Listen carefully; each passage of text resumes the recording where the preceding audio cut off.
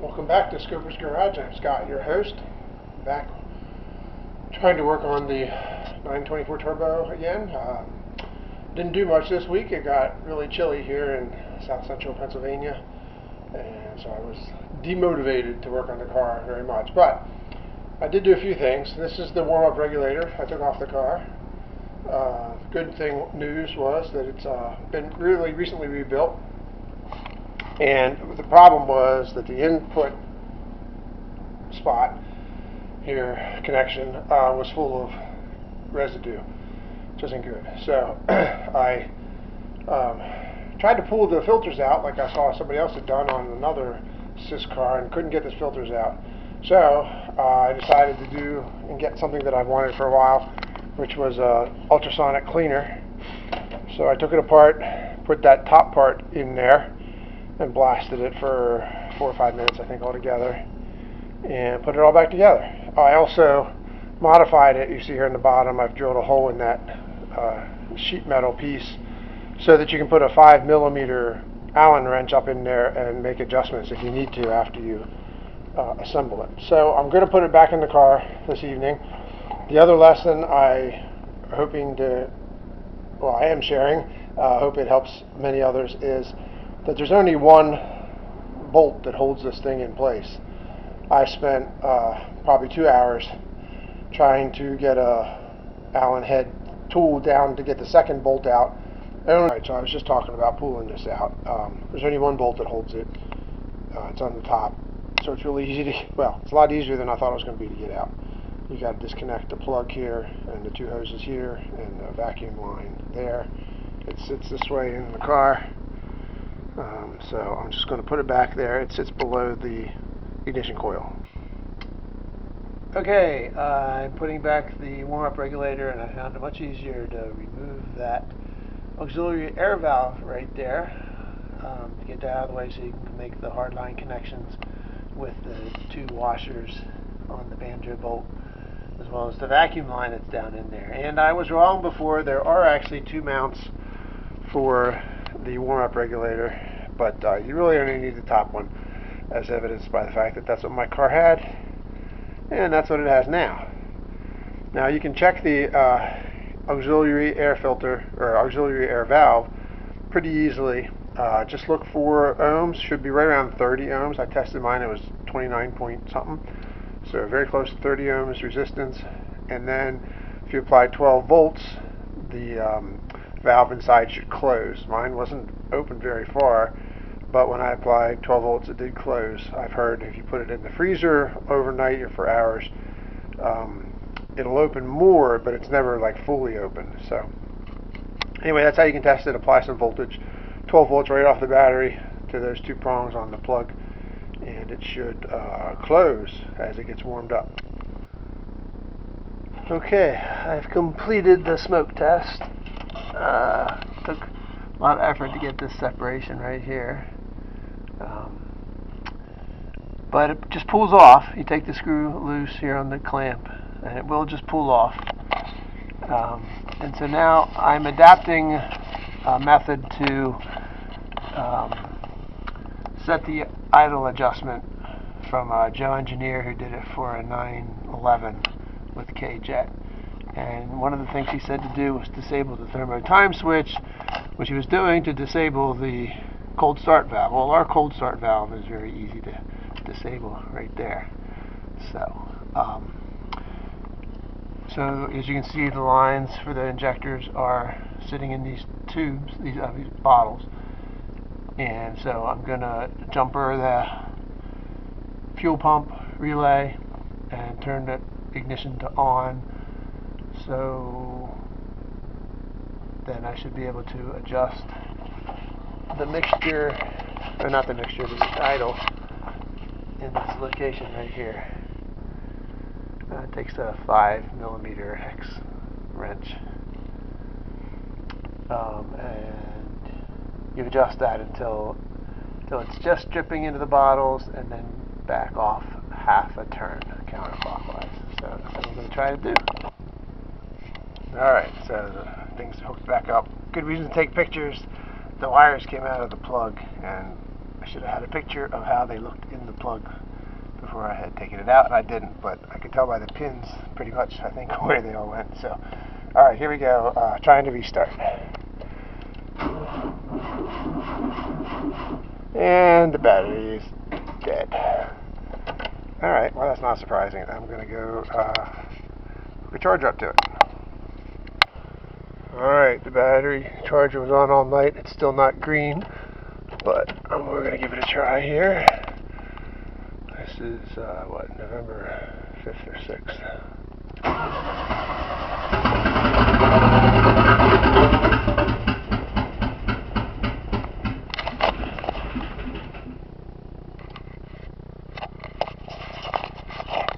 Alright, we'll try it again and see if I can tap the throttle. I'll set this down here on the floor. Find the throttle.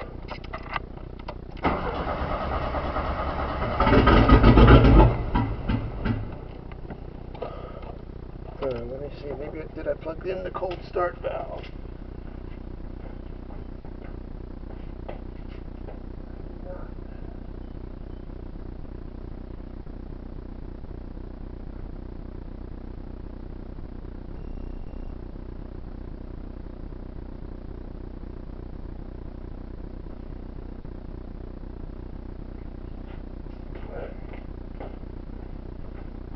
So that was interesting. It wouldn't start at all before when the cold start valve wasn't plugged in, and now it would. So that's a good sign to me. Oh, come on, bugger.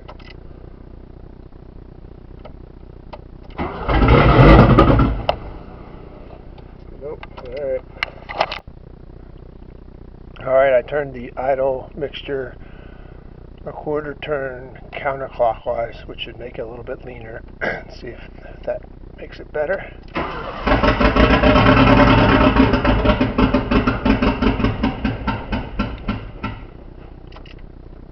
Didn't seem to have. I'll try it a little bit further that way, and if not, then I'll turn it back to where it was. I'm going to try it again. Nothing's changed.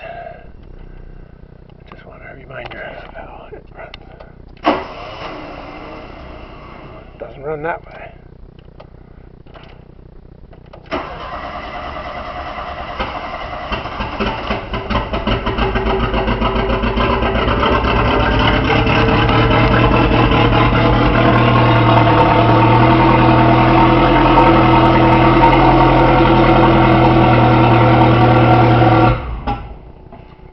Still, as soon as I hit the throttle, it dies.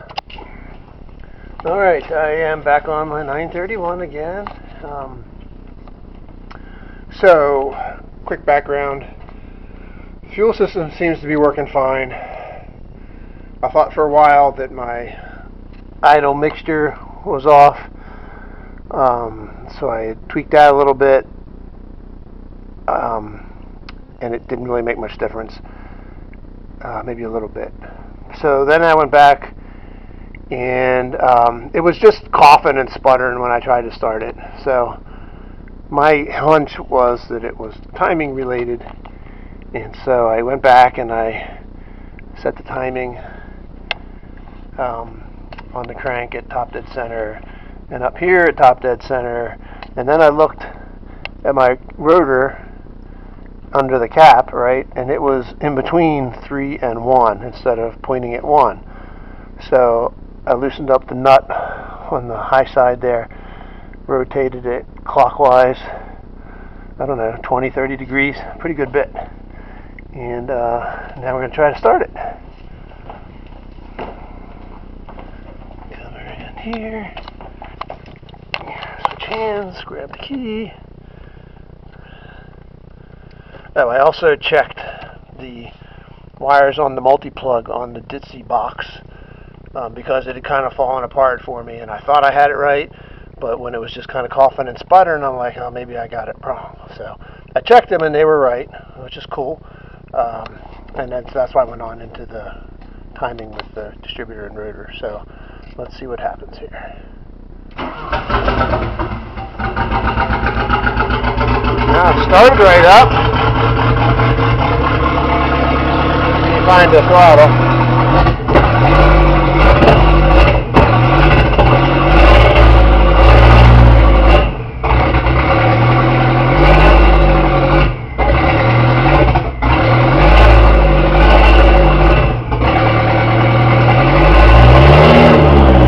So it seems like a gradual.